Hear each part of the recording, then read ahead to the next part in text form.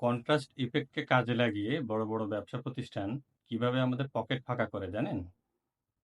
ধরুন, আপনি একটা রেস্টুরেন্টে খেতে গেছেন। রেস্টুরেন্টে খাবারের মেনুতে একটা আইটেমের দাম লেখা আছে ৳১,০০০। তার ঠিক নিচেই আরেকটা আইটেমের দাম লেখা আছে ৳৫০০। Similar item. কিন্তু ওই ৳৫০০ আপনার কাছে সস্তা মনে হবে। আবার ধরুন একটা জ্যাকেটের পূর্ব মূল্য ছিল ৳৫,০০০। দোকানদার বলছে যে এটা ডিসকাউন্টে ৳৩,০০০ বিক্রি হচ্ছে। তখন ওই ৳৩,০০০ টাকা আপনার কাছে সস্তা মনে হবে।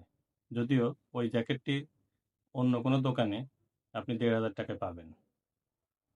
ঠিক এই কন্ট্রাস্ট ইফেক্ট এর কারণে অনেক সময় আমরা রিক্শাওয়ালা ৳৫ ভাড়া বেশি চাইলে তার উপরে মেজাজ খারাপ দেখায়।